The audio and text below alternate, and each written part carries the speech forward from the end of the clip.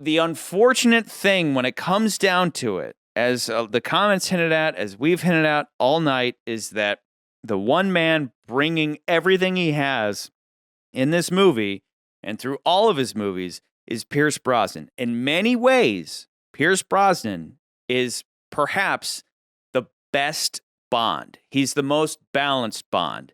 He is everything that Connery is and everything that Moore is, and he can go back and forth. He can ride that spectrum however he needs. In many ways, he's the perfect James Bond. He may not be the actor that Timothy Dalton is and all that, but it doesn't matter. He may be the perfect Bond, but he got trapped in inferior movies. And if there's one thing consistent throughout all of Pierce's movies, it's that he's clearly having a good time. And he's not there like Timothy Dalton being like, my character would be, he's just there doing his thing. He's just doing his thing. And then he's subject to the filmmakers who are either bringing it or they're not. Like I said before, he was, out of all the Bonds, even Daniel Craig, I think he was the only one that was like a fanboy of these movies. Lazenby was trying to be Connery. And, we talked about Dalton trying to bring Moore back to the books. Moore had this comedic thing that was going on. I think Brosnan brought that. Yeah. Connery, on the other hand, could be a little more serious, a little more dark. He was funny, but he could cruel. He could be cruel. Now, who's your connection?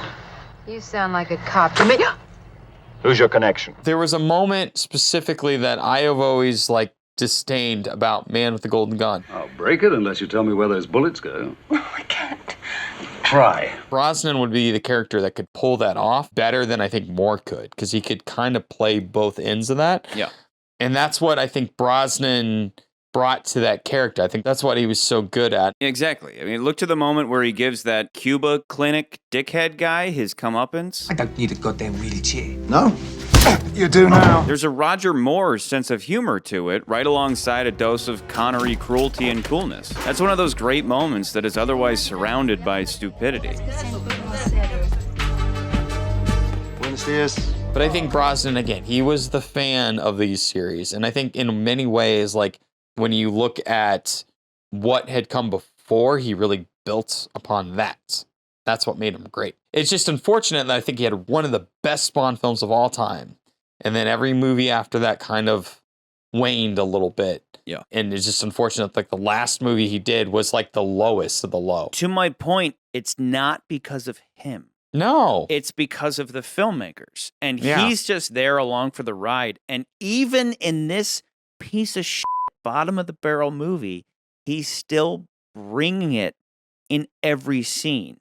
Even when, again, like I said, Can't really fault him in this movie. He's holding those parachute strings, and he's like, he's giving it his all.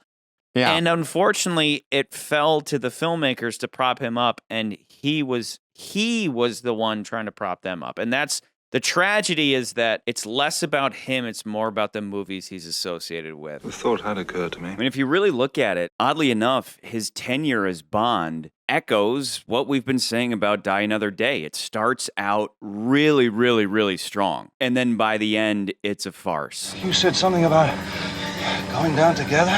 And it's a crime. It's just like what we said about Dalton. If they'd have given him better movies, he would be seen as the greatest Bond ever. And it's the same with Pierce. Having that Connery and Moore balance, had his movies not waned over time, he would probably be seen as the greatest. He delivers in GoldenEye the same he delivers all the way to Die Another Day. And he's always bringing it. He's always nailing it, but he's trapped by inferior filmmaking as it goes along. This is why actors nowadays start becoming producers too, so they can kind of safeguard their acting career against atrophy.